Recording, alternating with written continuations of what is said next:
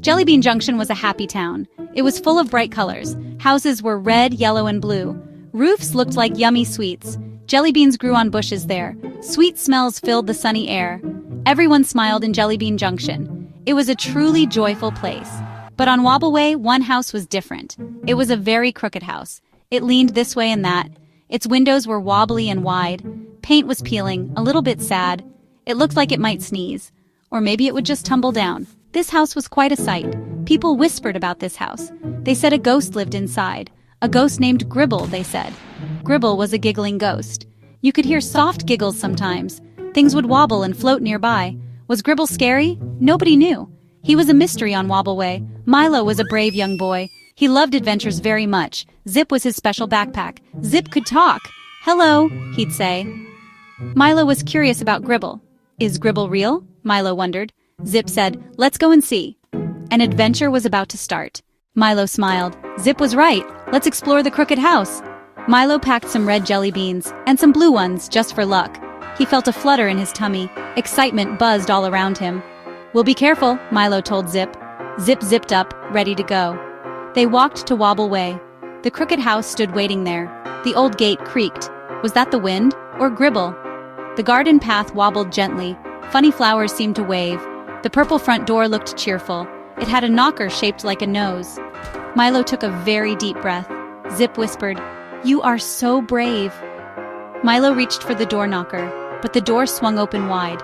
Went a sound like a bubble. Rainbow smoke puffed softly out. It smelled like sweet strawberry jam. "Wow," said Milo, stepping inside. Inside, everything was wobbly too.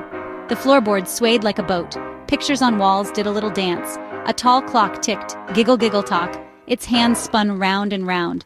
Then they heard it quite clearly, a happy giggle from upstairs. "That sounds friendly," Milo said. Milo and Zip climbed the stairs. The stairs giggled with each step. They swayed like a wobbly bridge. "Whee!" shouted Zip from Milo's back. The giggles grew louder and closer. They sounded so full of fun. Milo couldn't help but smile.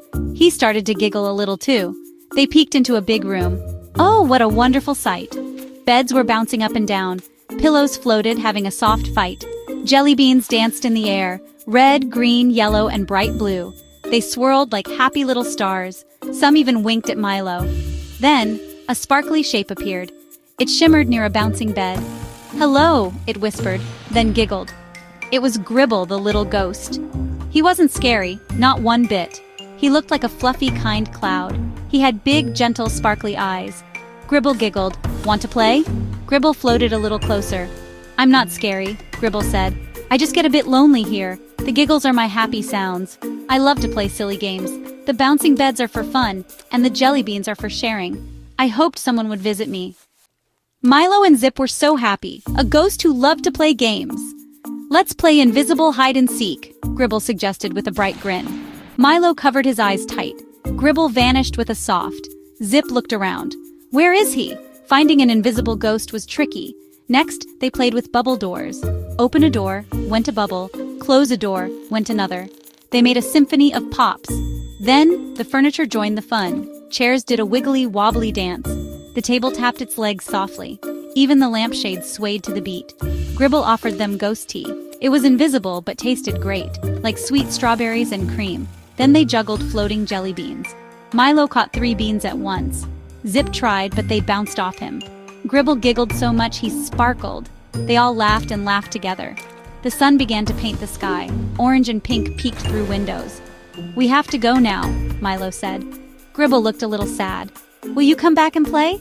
"Of course," said Milo with a smile. "Every Saturday," promised Zip, "for tea parties and juggling fun."